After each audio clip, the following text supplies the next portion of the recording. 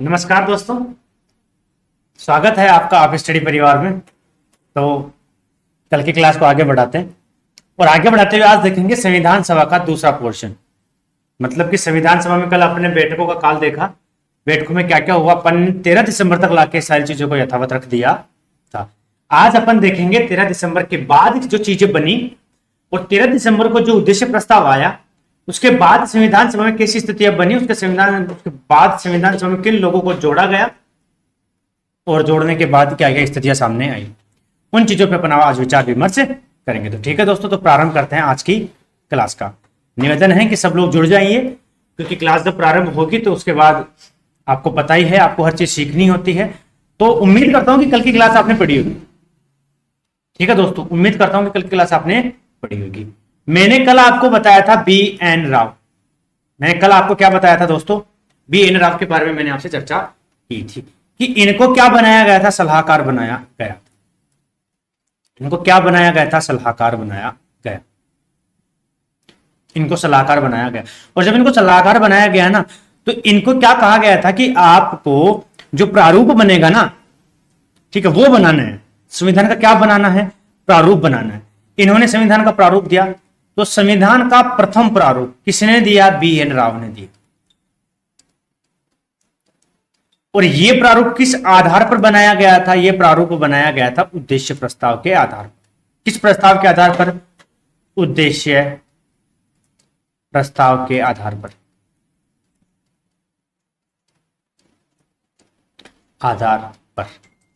किस आधार पर बनाया गया प्रारूप? उद्देश्य प्रस्ताव के आधार पर सारा प्रारूप तैयार किया गया था।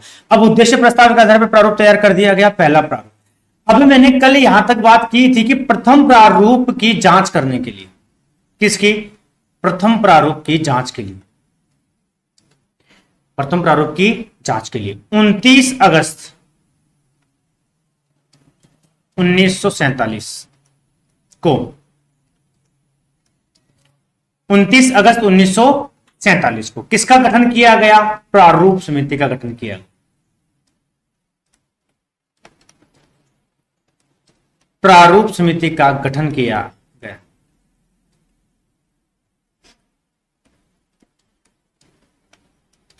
किसका गठन कर दिया गया है? प्रारूप समिति का आपने गठन कर दिया। देखिए, प्रारूप समिति के कुछ अन्य नाम आपको पता होने चाहिए।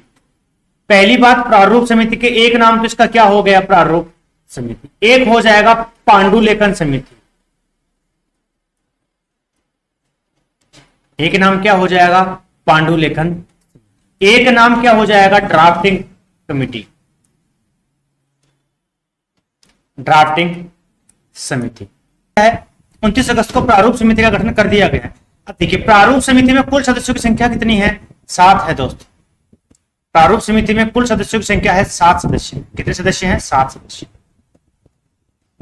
ठीक है, प्रारूप समिति में 7 सदस्य हैं। 7 सदस्य कौन कौन है उसकी बात करते हैं। नंबर 1 पर, 1 पर नंबर आएगा डॉक्टर भीमराव अंबेडकर का। किसका आएगा दोस्तों? भीमराव अंबेडकर।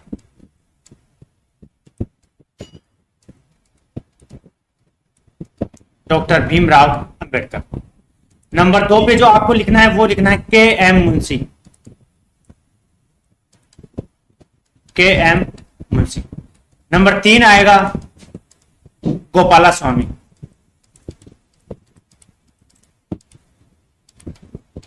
गोपाला स्वामी। नंबर 4 के जो सदस्य थे, अलादी कृष्णा स्वामी। अलादी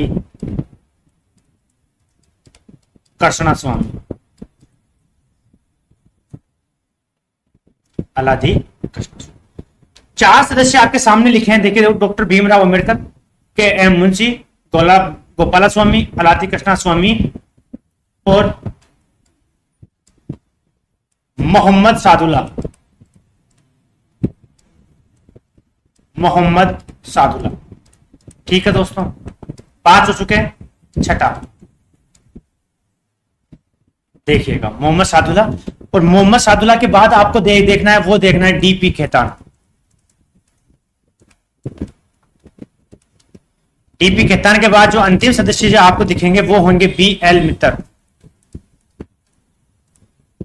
ये मित्र नहीं है दोस्तों, बी.एल. मित्र है। अब आप ध्यान से देखिए, आपके सामने सदस्य संख्या लिख रही है 7। 7 सदस्यों में पहले देख लेते हैं अध्यक्ष कौन है। 7 में पहले देखते हैं अपन लोग कि अध्यक्ष कौन है। अध्यक्ष तो वो थे डॉक्टर भीमराव अंबेडकर। इस समिति का गठन तो कर दिया गया है कब, फिर से सुन लें, इस समिति का गठन कर दिया गया है 29 तारीख को, ठीक है। लेकिन इस समिति में 30 अगस्त को क्या होता है, 1947 को भीमराव अंबेडकर को क्या बनाया गया, अध्यक्ष बनाया गया। 29 अगस्त को प्रारूप समिति का गठन किया गया, 30 अगस्त को डॉक्टर भीमराव अंबेडकर को क्या बनाया गया, प्रारूप समिति का अध्यक्ष बनाया गया। और आप लोगों को पता ही है कि जो प्रारूप समिति है, प्रारूप समिति का अध्यक्ष है डॉक्टर भीमराव अंबेडकर, ठीक है दोस्तों। प्रारूप समिति का अन्य नाम आपको पता ही है, जैसे पांडुलेखन समिति, जैसे मसौदा समिति, जैसे ड्राफ्टिंग समिति, जैसे कच्चा चित्र समिति। कच्चा चित्र समिति इसको व्यवहार में बोला जाता है, वैसे ये कोई ऑफिशियल नाम नहीं है। ऑफिशियल नाम जो है आपके सामने निम्न है, फिर से बोल रहा हूं, प्रारूप समिति और मसौदा समिति और ड्राफ्टिंग समिति। आगे देखिए, के एम मुंशी एकमात्र कांग्रेसी, ये क्या कहलाए, एकमात्र कांग्रेसी कहलाए। यह एकमात्र कांग्रेसी क्या कहलाए, एकमात्र कांग्रेसी कहलाए। अभी एकमात्र कांग्रेसी हैं, कैसे होंगे एकमात्र कांग्रेसी, आप ये कहोगे। पहले आप एक चीज देख लें, आपका ये कहना है कि ये एकमात्र कांग्रेसी कैसे होंगे सर, आप कहना क्या चाहते हैं। पहली मैं बात करता हूं डॉक्टर भीमराव अंबेडकर की। डॉक्टर भीमराव अंबेडकर खुद पहले मुस्लिम लीग से चुनाव जीते। मुस्लिम लीग से चुनाव जीते, उस क्षेत्र का नाम था जयसुर कुलना। क्षेत्र का क्या नाम था, जयसुर कुलना, ठीक है। देखिए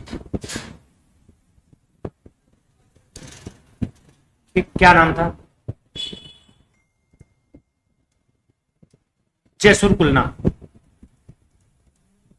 जिस क्षेत्र से चुनाव जीते उस क्षेत्र का क्या नाम था, जयसुर कुलना। 14-15 अगस्त की मध्य रात्रि को भारत आजाद होगा।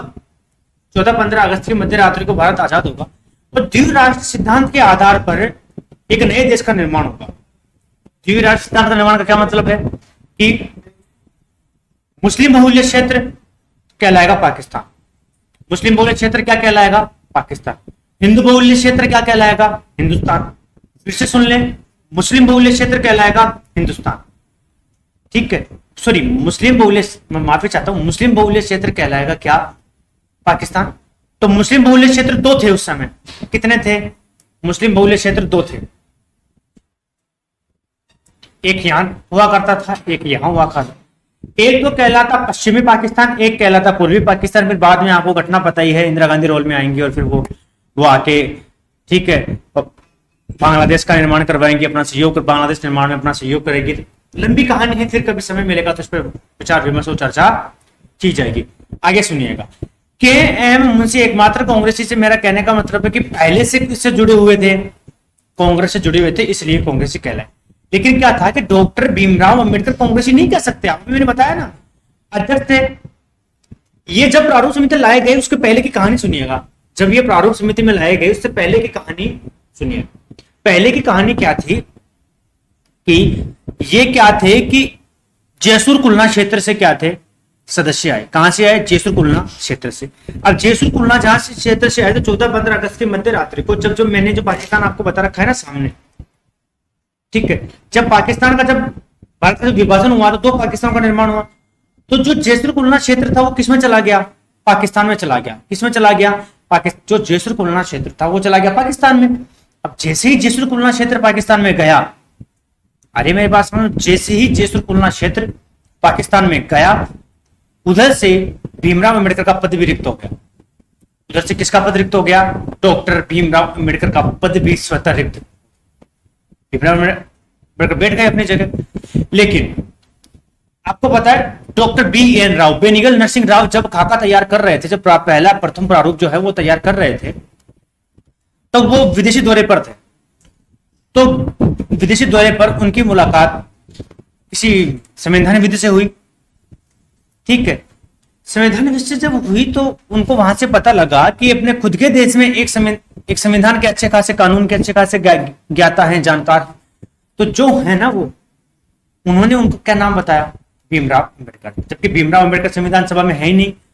तो वहां से उन्होंने बी एन राव ने चिट्ठी लिखी और चिट्ठी लिख के राजेंद्र प्रसाद जी को सूचित किया और उसके बाद एम आर जयकर, फिर से सुन लीजिएगा, एम आर जयकर अपने पद से इस्तीफा देंगे और उनकी जगह कौन आएंगे, डॉक्टर भीमराव अंबेडकर को टीम में लाया जाए। कांग्रेस के सानिध्य में आएंगे। किसके सानिध्य में आएंगे? कांग्रेस के सानिध्य में। अब आपका ये कहना होगा सर कि क्या सर, क्या कांग्रेस से वो लाए गए हैं तो अब क्या वो कांग्रेस के कहलाएंगे? जी कांग्रेस के तो कहलाएंगे, लेकिन पूर्णतः रूप से कांग्रेस के नहीं कहलाएंगे। कांग्रेस के कहलाएंगे लेकिन क्या नहीं कहलाएंगे? पूर्णतः रूप से कांग्रेस ही नहीं कहलाएंगे। पूर्णतः रूप से का मेरा क्या मतलब है, कुछ तो होते हैं जो जैसे के हैं मुंशी है, ये शुरू से कांग्रेस से जुड़े हुए हैं। जैसे मोहम्मद सादुल्लाह, ये कांग्रेस से नहीं थे, ये कांग्रेस के बैनर तले चुनाव जीत के आए थे। किसके बैनर के नीचे चुनाव जीत के आए थे? कांग्रेस के बैनर के नीचे चुनाव जीत के आए थे, इसलिए कहलाए। अब ये डीपी खेतान, आगे देखिए, डीपी खेतान, डीपी खेतान की हो गई मृत्यु। किसकी मौत हो गई? डीपी खेतान की। इनके बाद बने टी कृष्णामाचारी, टी कृष्णामाचारी। मैं वीटी कृष्णामाचारी की बात नहीं कर रहा हूं, मैं बात कर रहा हूं किसकी? टी कृष्णामाचारी। बीएल मित्र, बीएल मित्र, बीएल मित्र ने दिया था त्याग पत्र, त्याग पत्र। और त्याग पत्र देने के बाद इनकी जगह आए थे माधवराव। त्याग पत्र देने के पश्चात इनकी जगह कौन आए थे? माधवराव। ठीक है दोस्तों, डीपी खेतान, डीपी खेतान की मृत्यु हुई। मृत्यु के पास जो मृत्यु के बाद जिस टीम में आए वो थे टी कृष्णामाचारी। ठीक है, बीएल मित्र, बीएल मित्र ने दिया है अपना त्याग पत्र। त्याग पत्र के बाद जो टीम में आएगा वो होगा माधवराव। एक चीज बताओ, ये दो पद तो ऐसे हैं जैसे डीपी खेतान और बीएल मित्र। एक ने दे दी, एक की मौत हो गई, एक ने स्वास्थ्य को कारण बताते हुए क्या दे दिया? इस्तीफा दे दिया। तो ऐसे थोड़ा ना कि मृत्यु के बाद डायरेक्ट टी कृष्णामाचारी सीधे आ गए। जैसे आज देहांत किसका? डीपी खेतान साहब को, कल कौन आ गया?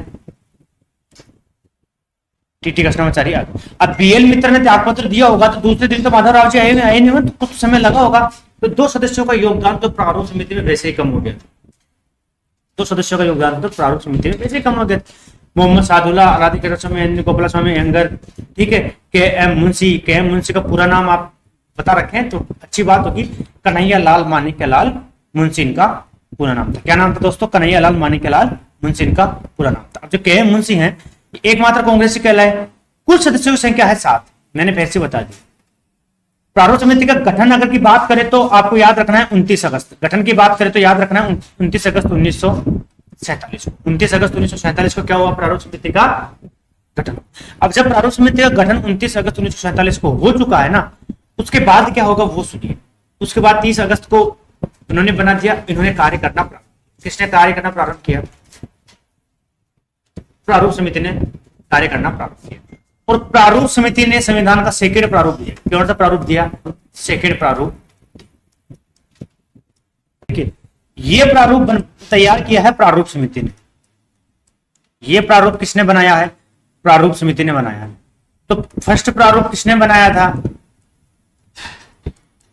बी एन राव ने। और सेकंड प्रारूप किसने बनाया है?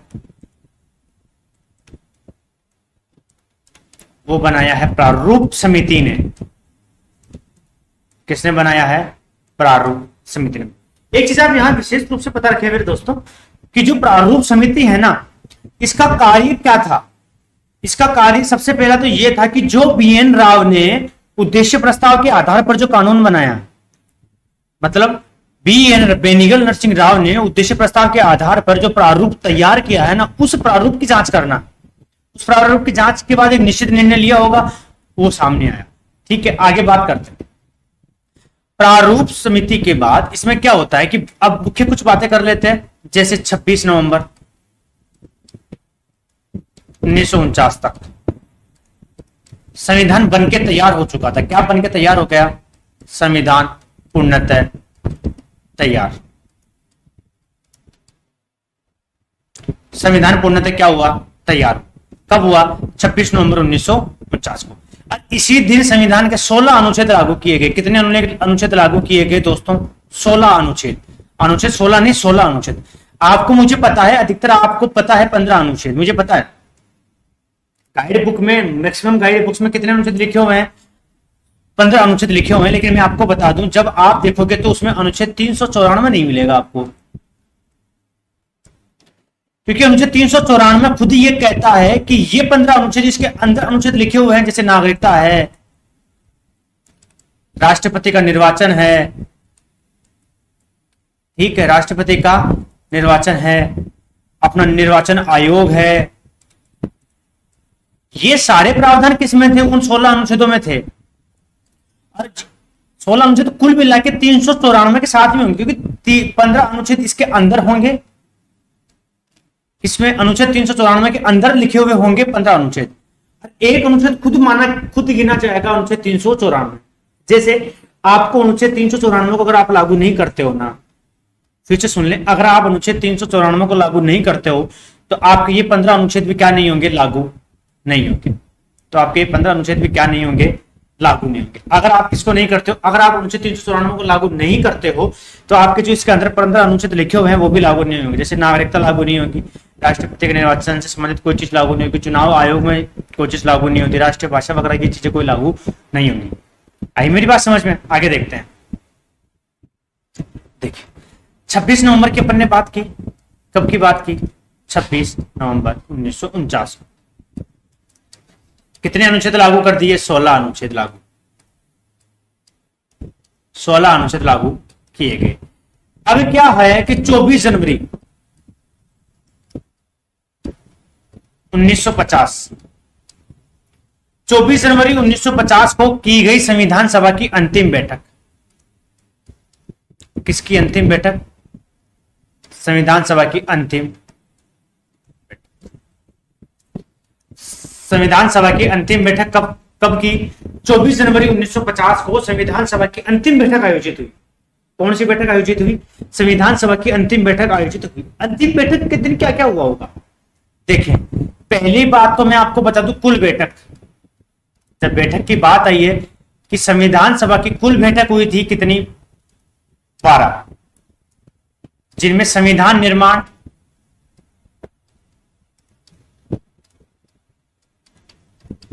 सॉरी ये 12 सत्र थे दोस्तों, बैठक नहीं थी, कुल सत्र, कुल सत्र बुलाए गए थे 12, बैठक तो 166 आएगी, ठीक है। कुल सत्र थे 12, जिनमें से संविधान निर्माण हुआ था 11 सत्रों में। कितने सत्रों में हुआ था? 11 सत्रों में। और ये अंतिम बैठक थी यही। अब देखो, अब देखते हैं कुल बैठक, सत्र देखे, अब देखते हैं कुल बैठक। कुल बैठकों की संख्या थी 166।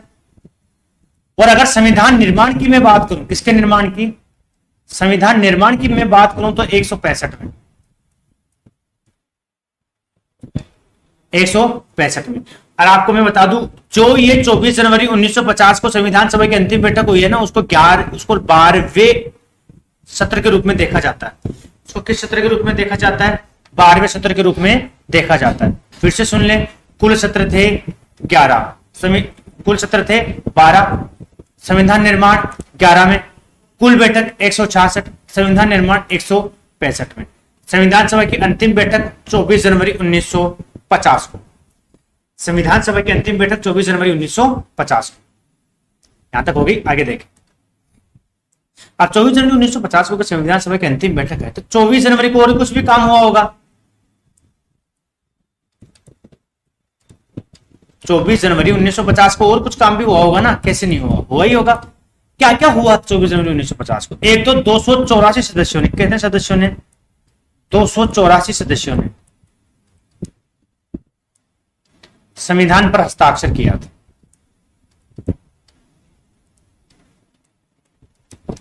संविधान पर हस्ताक्षर किया, किसने किया? 284 सदस्यों ने संविधान पे क्या कर दिया दोस्तों? हस्ताक्षर किया। अब हस्ताक्षर करने वाले प्रथम व्यक्ति देखिए, प्रथम व्यक्ति पंडित नेहरू। हस्ताक्षर करने वाले प्रथम व्यक्ति कौन थे दोस्तों? पंडित नेहरू। अंतिम व्यक्ति, तथ्य आपको ज्यादा याद रखना है,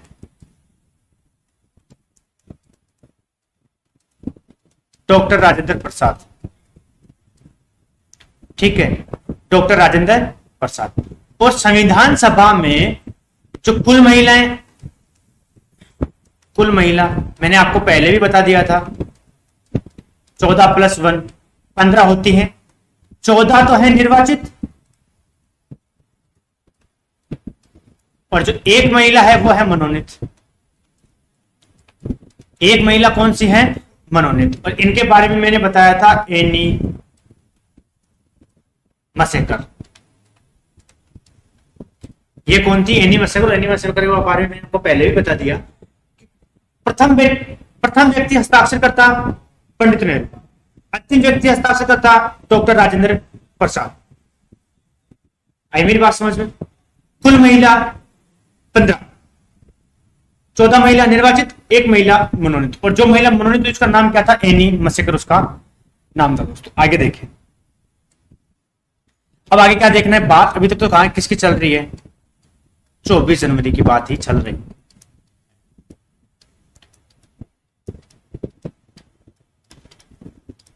ठीक है, कुल महिलाएं बात हो गई। अरे एकमात्र मुस्लिम महिला, इसकी बात मैंने पहले भी कर दी, फिर मैं बता दूं। बेगम अयाज रसूल। बेगम अयाज रसूल।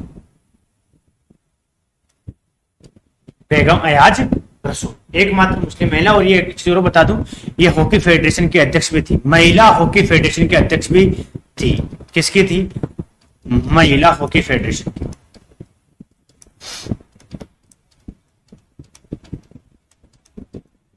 महिला हॉकी फेडरेशन की अध्यक्ष क्या भी थी? महिला हॉकी फेडरेशन की अध्यक्ष भी थी। और संविधान सभा में जो 15 महिलाओं का नेतृत्व किया था ना, किन महिलाओं का? 15 महिलाओं का क्या किया था नेतृत्व? ये थी दोस्तों हंसा मेहता। इनका नाम क्या था? हंसा मेहता। संविधान सभा में जिन्होंने 15 महिलाओं का नेतृत्व किया उनका नाम क्या था? हंसा मेहता। तो ये तो है 24 जनवरी 1950। आपको पता है संपूर्ण संविधान कब लागू हो रहा है? ये तो 24 जनवरी अंतिम बैठक आ गई। अब 26 जनवरी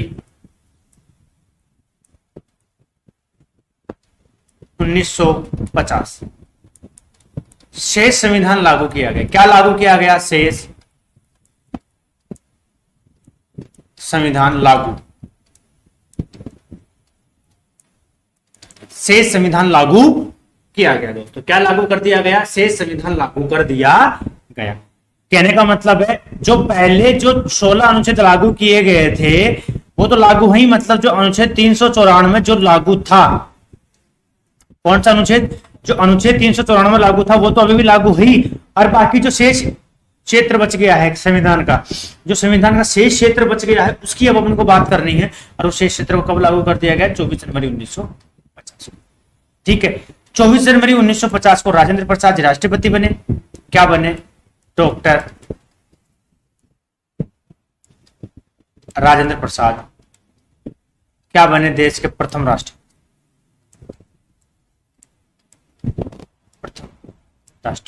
और क्या हुआ? संविधान लागू। क्या हुआ? संविधान लागू। और इन्हीं दो रीजनों की वजह से इस दिन को किस नाम से जाना जाता है? गणतंत्र दिवस के नाम से जाना जाता है। किस नाम से जाना जाता है? गणतंत्र दिवस के नाम से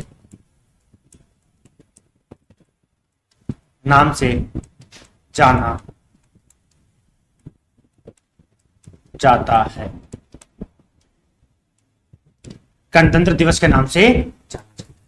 ये मुख्य मुख्य बातें संविधान सभा की पूरी हो चुकी हैं दोस्तों। संविधान सभा में और भी कुछ बातें हैं, जैसे संविधान सभा संसद के रूप में कैसे काम करेगी। अभी तो संविधान सभा के उपाध्यक्षों का तो विवरण मैंने आपको बताया ही नहीं, वो चर्चा पे भी थोड़ी देर में करने वाले हैं। अब ये मत बोल अच्छा आपने तो पूरा संविधान लागू कर दिया। हम संविधान सभा के कुछ अलग से बिंदु के रूप में देखेंगे, वो देखेंगे महत्वपूर्ण तथ्य किसके? संविधान सभा के अन्य तथ्य।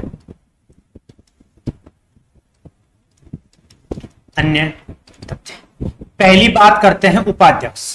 पहली बात किसकी करते हैं? उपाध्यक्ष। देखो बात क्या हुई थी आपको मैंने बताया था 10 दिसंबर 1946 को जो नियम समिति के बनाने पे जो चर्चा विचार नियम समिति कैसे कार्य करेगी, उसने क्या कहा था? उसने कहा था कि कुल उपाध्यक्षों की संख्या होगी 5। संख्या कितनी होगी? 5। मतलब 5 स्थान रखे जाएंगे उपाध्यक्ष के लिए। कितने स्थान रखे जाएंगे? 5 उपाध्यक्ष, जिनमें 2 स्थानों को महत्वता दी गई। मैंने ये बात पहले भी बताई थी, ऐसे गोला बनाया था मैंने आपके लिए। मैंने पहले भी बताया कि निचले हिस्से से अंग्रेजों ने शासन करना चालू हुआ था, तो निचला हिस्सा तो क्या कहलाया? अंग्रेज भारत। निचला हिस्सा तो क्या कहलाया? अंग्रेज भारत। और ऊपर वाला हिस्सा, इसमें अधिकतर क्षेत्र राजा महाराजाओं का था, तो ये कौन सा भारत कहलाया? देशी भारत। ये कौन सा भारत कहलाया? देशी भारत कहलाया। भाई मेरी बात समझ में आई? नीचे वाला हिस्सा अगर इसको टुकड़ों में बांट लो तो आपको खुद को पता है। देखिए, उत्तर, दक्षिण, पूर्व और पश्चिम। मैंने आपको बताया पहली फैक्ट्री अंग्रेजों ने यहां लगाई, फिर यहां लगाई और फिर यहां लगाई। इसी वजह से मैं हमेशा इसको 2 भागों में विभाजित करता हूं। यही मेरा रीजन है कि इसको मैं 2 भागों में हमेशा विभाजित करता हूं। फिर आपको एक घटना मैंने बताई थी 1726 वाली, तीनों में एक एक गवर्नर नियुक्त किया गया। फिर इन्हीं को 1773 के रेगुलेटिंग एक्ट के द्वारा बंगाल के गवर्नर को बंगाल का गवर्नर जनरल बनाया गया और तीनों प्रेसिडेंसियों का अधिकार उस अकेले को दिया गया कि आप तीनों प्रेसिडेंसियों में क्या बनाएंगे? कानून निर्माण करेंगे, और आपके कानून निर्माण तीनों प्रेसिडेंसियों में अनिवार्य रूप से मान्य माने जाएंगे। अब आपको एक चीज देख रही होगी, मैंने अंग्रेज भारत और देशी भारत का कॉन्सेप्ट यहां दोबारा क्यों बताया है आपके साथ? बात यही तो थी, क्या कहा गया था कि एक उपाध्यक्ष तो वो होगा जो किस भारत से होगा? वो होगा अंग्रेज भारत से। एक उपाध्यक्ष वो होगा जो किस भारत से होगा? देशी भारत से। एक उपाध्यक्ष वो होगा जो मुस्लिम लीग के पूर्णतः रूप से सम्मिलित होने पे की लाया जाएगा। एक उपाध्यक्ष वो होगा जो मुस्लिम लीग के आने के बाद विचाराधीन रखे जाएंगे। मतलब 2 क्षेत्रों को महत्वपूर्ण ध्यान रखें, आप 3 को छोड़ें। 3 में जैसे एक तो आपका ये पता ही रखना है, आपको अंग्रेज भारत से उपाध्यक्ष लिया जाएगा, एक देशी भारत से उपाध्यक्ष लिया जाएगा, ठीक है। एक मैंने क्या बताया, जब मुस्लिम लीग अपना सेल्फ प्रतिवेदन देगी तब एक उपाध्यक्ष जो वर्गीय आधार पर लिया जाएगा, और एक उपाध्यक्ष तब लिया जाएगा जब संपूर्ण देशी रियासतें इसमें सम्मिलित हो जाएंगी। लेकिन ये तो कहा गया था, लिया थोड़ी जाएगा, कहा गया था। और कहने के उपरांत लेकिन प्रावधान कितनों का उपाध्यक्षों को हुआ? 2 उपाध्यक्षों का संविधान सभा में प्रावधान किया गया। इसीलिए मैंने उपाध्यक्ष का बिंदु बाद में लिया। उपाध्यक्ष का प्रावधान कितनों को किया हुआ है? 2 का। अंग्रेज भारत से उपाध्यक्ष अलग होगा और देशी भारत से उपाध्यक्ष अलग होगा। देखिए, और ये क्यों किया गया था? ताकि अंग्रेज भारत का जो ये क्षेत्र है ना, अंग्रेज भारत का जो ये क्षेत्र, इस क्षेत्र का तो प्रतिनिधि कौन करेगा? H.C. मुखर्जी, हरेंद्र कुमार मुखर्जी, और ये थे पश्चिम बंगाल से, पश्चिम बंगाल से। और जो ये जो क्षेत्र है,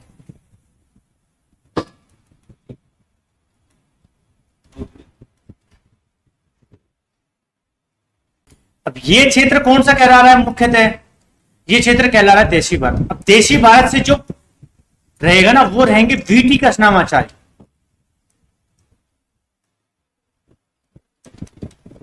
वो कौन रहेंगे? वीटी कृष्णामाचार्य। तो वो कौन रहेंगे? वीटी कृष्णामाचार्य रहेंगे। देखिए, इसको एक स्पष्ट रूप से मैं लिख देता हूं। पहला,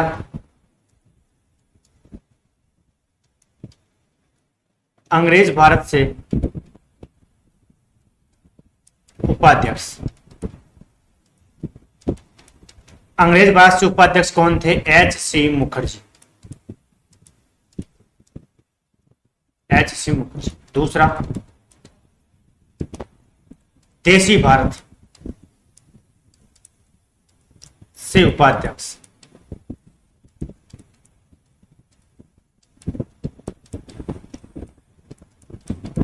वीटी कृष्णामाचार्य। वीटी कृष्णामाचार्य। देशी भारत से जो उपाध्यक्ष होंगे वो होंगे वीटी कृष्णामाचार्य, ठीक है।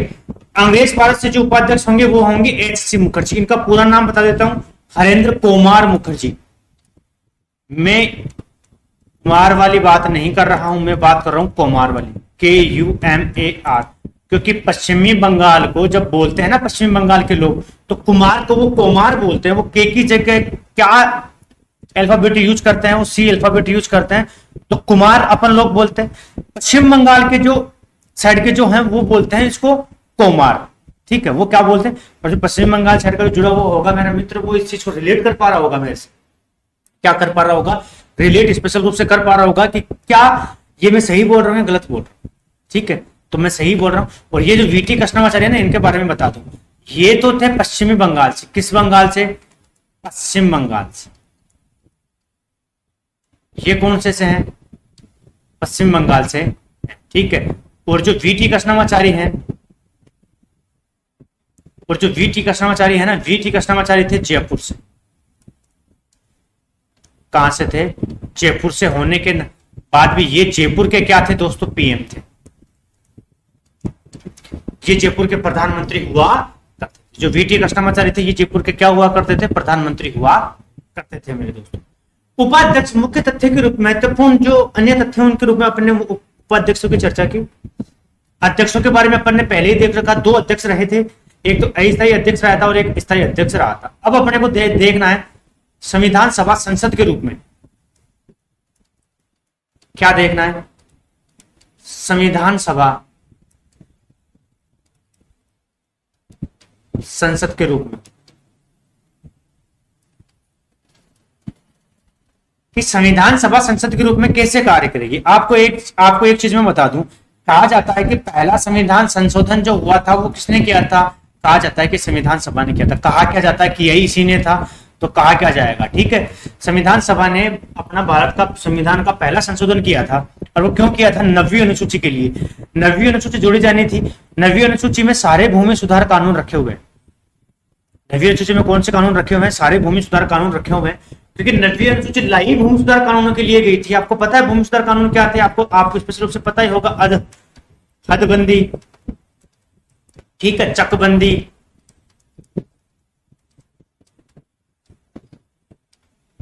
भूमि सुधार कानून के बारे में आपको पता ही है। ठीक है, हदबंदी चकबंदी का विरोध किया गया और बाद में 9वीं अनुसूची इसलिए जोड़ी गई कि इसमें जितने भी कानून है उनको न्यायालय में चुनौती नहीं दी जा सकती। फिर बाद में जाके केशवानंद भारती केस आएगा और केशवानंद भारती में अपन क्या पाएंगे कि इसको न्यायालय में चुनौती, 9वीं अनुसूची में जितने भी विषय हैं उनको न्यायालय में चुनौती दी जा सकती है, किंतु वे आधारभूत संरचना का उल्लंघन करने चाहिए। तो आधारभूत संरचना, 9वीं अनुसूची, इनकी बातें अपन अगली क्लास में करेंगे। लेकिन फिलहाल अपन क्या देख रहे हैं, वो देख रहे हैं कि भूमि सुधार कानूनों के लिए पहला संविधान संशोधन किया गया। जो किसने किया, जो संविधान सभा ने किया। अब देखो, ये तो है अपनी संविधान सभा,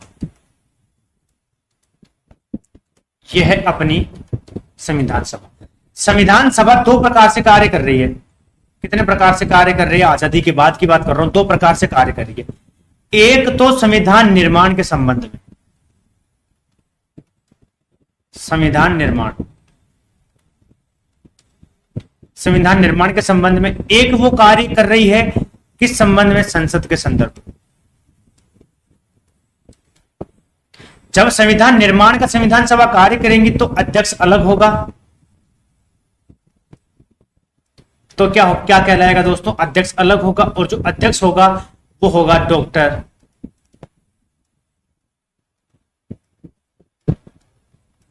राजेंद्र प्रसाद। वो कौन होगा, डॉक्टर राजेंद्र प्रसाद। और जब संसद के रूप में काम करेगी तो अध्यक्ष अलग व्यक्ति होगा, वो होगा जी.वी. मावलंकर। इनका पूरा नाम है गणेश वासुदेव मावलंकर। गणेश वासुदेव मावलंकर, इनका पूरा नाम क्या है, गणेश वासुदेव मावलंकर। संविधान निर्माण का जब कार्य करेगी संविधान सभा तो अध्यक्ष दूसरा होगा। कौन होगा, डॉक्टर राजेंद्र प्रसाद, जो कि पहले से ही 11 दिसंबर 1946 को बना दिए गए हैं।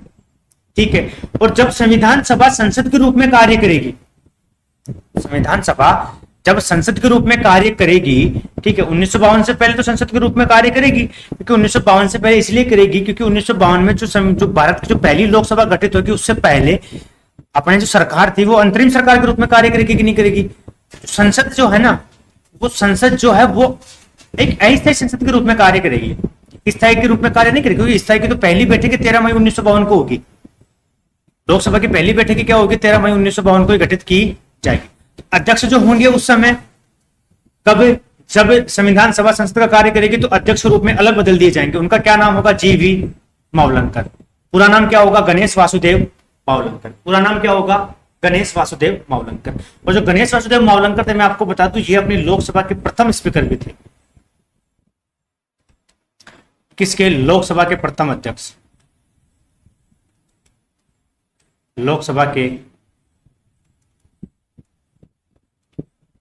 प्रथम अध्यक्ष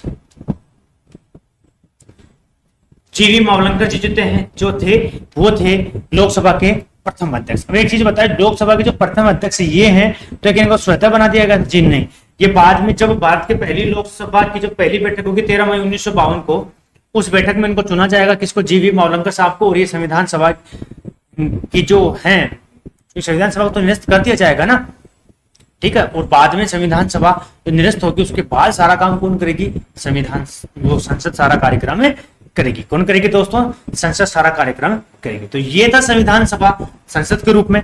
आप इस रूप में आप इसको विशेष रूप से इसका ध्यान रखें।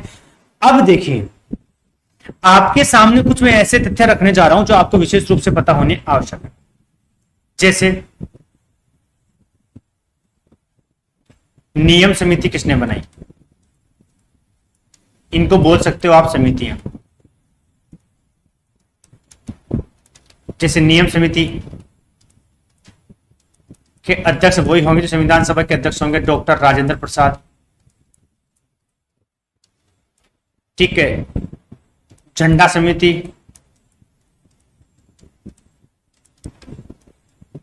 जे.बी. कृपलानी। मौलिक अधिकारों से संबंधित समिति भी थी। किससे संबंधित थी, मौलिक अधिकारों से, जिनके कौन थे, सरदार वल्लभ भाई पटेल, सरदार पटेल, ठीक है दोस्तों। और भी बहुत सारी समितियां थी, इन समितियों के ऊपर भी अपन चर्चा करेंगे। चर्चा करने की कोई दिक्कत नहीं है, हर समिति का अलग अलग योगदान था। लेकिन एक चीज आप याद रखने, नियम समिति संविधान सभा की एक तो बहुत बड़ी समिति थी। इस समिति को क्या कार्य दिया गया था कि आप संविधान सभा के सारे नियम बनाओगे, संविधान सभा में कितना किसी को वेतन दिया जाएगा या नहीं दिया जाएगा, किस हिसाब से दिया जाएगा, कोई सदस्य नया सम्मिलित होगा तो कैसे होगा, किस सदस्य की सदस्यता समाप्त की जाएगी तो किस तरीके से की जाएगी, इन सारी बातों की चर्चा की जाएगी। अब झंडा समिति को क्या कार्य दिया गया था, वैसे आपको बताओ, झंडा समिति नाम की कोई समिति थी नहीं वैसे संविधान सभा। कहा जाता है कि झंडा समिति के जो अध्यक्ष थे वो जे.बी. कृपलानी थे। ये मैं बता दूं, ये राष्ट्रीय तिरंगा समिति थी। कौन सी समिति थी, राष्ट्रीय तिरंगा समिति कहलाती थी, जिसके अध्यक्ष कौन थे, जे.बी. कृपलानी। मौलिक अधिकारों व अल्पसंख्यकों से संबंधित समिति थी, क्या नाम है, मौलिक अधिकारों व अल्पसंख्यकों से संबंधित समिति, अल्पसंख्यकों से संबंधित समिति।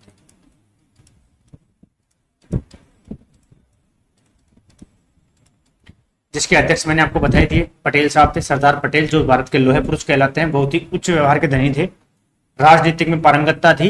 ये सब लोग आप उनके बारे में जानते हो कि उन्होंने, और वीपी मेनन ने जो एक आईसीएस अधिकारी थे, उन्होंने मिलकर क्या किया क्या नहीं किया, इन सब चीजों की चर्चा आप बहुत पहले से करते आ रहे हैं।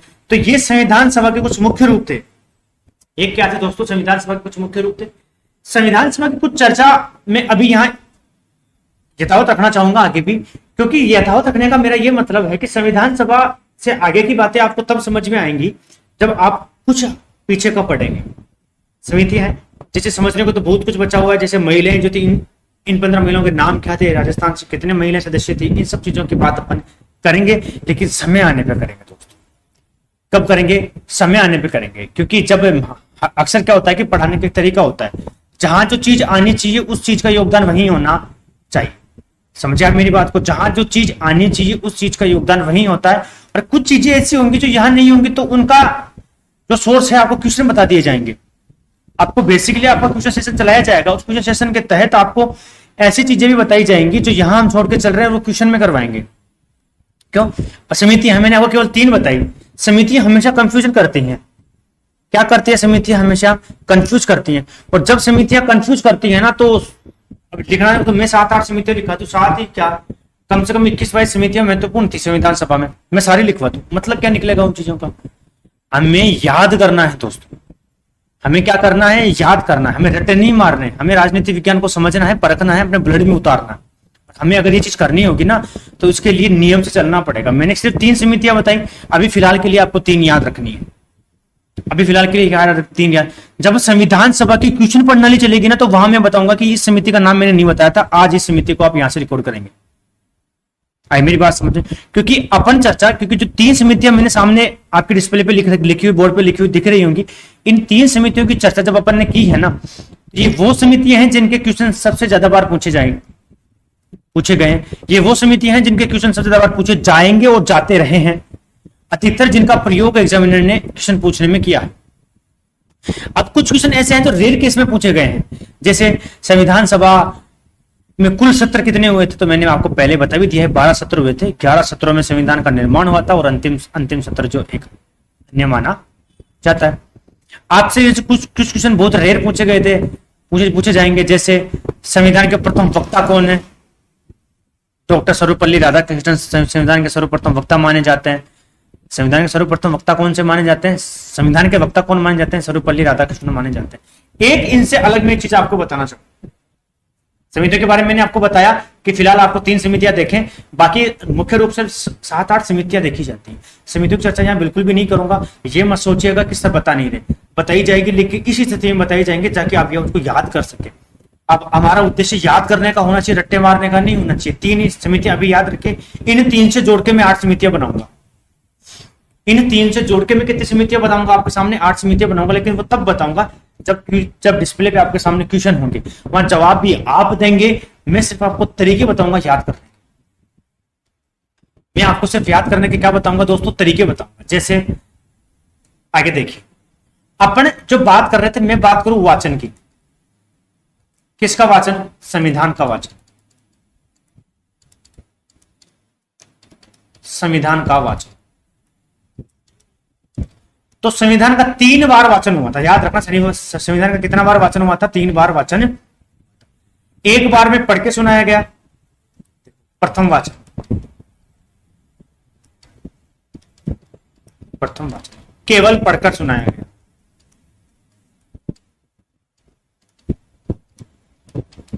केवल पढ़कर सुनाया गया। दूसरा वाचन, दूसरे वाचन में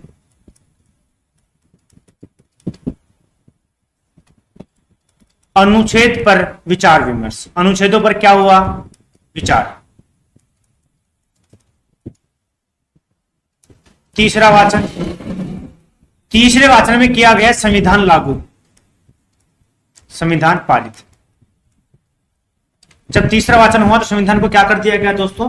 पारित कर दिया गया। याद रखें, संविधान के 3 वाचन हुए। तारीख ना याद रखें कब से कब तक हुआ, कब से कब तक, कोई दिक्कत वाली बात नहीं है दोस्तों। बस आप ये क्रम याद रखें कि संविधान के कितने वाचन हुए थे? संविधान के 3। संविधान सभा में संविधान के कितने वाचन हुए थे? 3 वाचन। प्रथम वाचन में केवल संविधान को पढ़कर सुनाया गया। द्वितीय वाचन में संविधान के अनुच्छेदों पर विचार और विमर्श किया गया। क्या किया गया? विचार विमर्श किया गया। और तीसरे वाचन में संविधान को क्या कर दिया गया? पारित कर दिया गया। तीसरे वाचन में क्या किया गया है? संविधान को पारित कर दिया गया है। आगे देखिए, एक बिंदु मैं नहीं छोड़ना चाहता, एक बिंदु अपन और देखते हैं, और वो देखते क्या है कि जो संविधान सभा है ना, संविधान सभा में जो वाचन हुए हैं ना, वो वाचन की किताबों के हुए हैं। संविधान की कितनी पुस्तकें थी कुल? पहली बात तो याद रखना, संविधान की 3 पुस्तक थी कुल। कुल कितनी पुस्तक थी? 3 पुस्तक। पहली पुस्तक जो थी वो थी हिंदी में। अब राजेंद्र साहब के बारे में आपको पता ही होगा।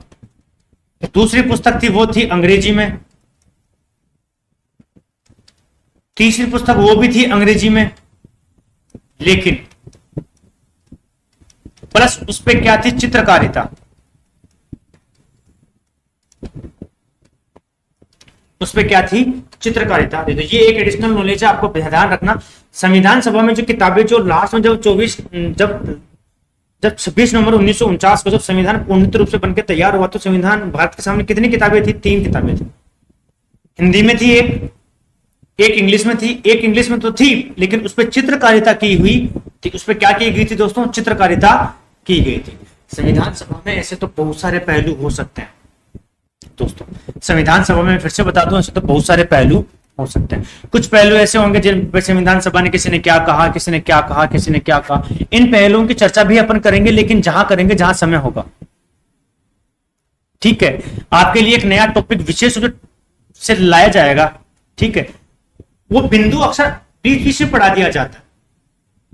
ठीक है, लेकिन अक्सर जब संविधान पढ़ाया जाता है तो ये देखा जाता है कि जो ये कथन होते हैं, जो किसने किसके बारे में क्या कहा, किसने किसके बारे में क्या कहा, इन कथनों का अगर अलग से चैप्टर बना दिया जाए ना, तो वो एक अलग ही बात होगी। उसमें क्या है कि चीजें ज्यादा आती हैं और याद करने में समय कम लगता है, क्योंकि सारा विचार और विमर्श सारे कथन पर ही होता है, सारे कथनों पर ही विचार विमर्श होता है। जैसे संविधान सभा को एकमात्र कांग्रेसों की सभा किसने कहा, हिंदुओं की सभा किसने कहा, इन सब चीजों की बात करेंगे एक एक बिंदु को, यहाँ ही नहीं लेंगे। संविधान सभा के बारे में भी लिखेंगे, किसी ने क्या क्या कहा, प्रस्तावना के बारे में लिखेंगे, किसी ने क्या क्या कहा, राष्ट्रपति के पद के बारे में लिखेंगे, किसी ने क्या क्या कहा। ऐसे नहीं कि संविधान सभा में 3 कथन लिखा है, 3 डाटा लिखा है और बात खत्म। अलग से चैप्टर चलेगा पूरा, जिसमें संविधान के सारे पदों के बारे में एक एक रूप के बिंदु लिख के चर्चा करूंगा। जैसे 1935 के अधिनियम के बारे में किसी ने क्या कहा, ठीक है, 1947 के अधिनियम के बारे में किसी ने क्या कहा, 1947 का जो अधिनियम था स्वतंत्रता अधिनियम, उसके बारे में किसी ने क्या कहा। इनके बारे में चर्चा करते हुए अपन आगे चलेंगे। फिलहाल जो संविधान सभा है इसको यही शांत करते हैं, आगे चल के ये देखेंगे संविधान सभा जो है, इससे संबंधित जो क्वेश्चन आएंगे उनमें अगर कोई डिटेलिंग अपने को अच्छी मिलती है तो अपन उसको नोट आउट करेंगे। नोट आउट करते हुए आगे क्वेश्चन आपके लिए तैयार हो रहे हैं। तैयार होने में थोड़ा देखो विलंब लगता है, हम मानते हैं, तो आप ये ना सोचे कि जो क्वेश्चन का हमने आपसे वादा किया है उसको पूरा नहीं किया जाएगा। पूरे वादे पूरे किए जाएंगे आपसे। बस इतना सा आपसे निवेदन है कि आप स्टडी परिवार के साथ जुड़े रहिए और आप स्टडी परिवार को सहयोग करते रहिए। तो धन्यवाद दोस्तों। अगर आपको ये क्लास अच्छी लगी हो तो इसको लाइक करें, सब्सक्राइब करें और ज्यादा से ज्यादा इसको शेयर जरूर करें, क्योंकि शेयर करने से कहीं ना कहीं आपके साथ साथ आपके दोस्तों का भी भला होगा। आप स्टडी परिवार से जुड़े रहेंगे सब लोग। ठीक है दोस्तों, तो आशा करता हूँ आज की क्लास आपको अच्छी लगी होगी। आज आप इस मित्र को दीजिए क्या, कल फिर से मिलेंगे। धन्यवाद, धन्यवाद दोस्तों।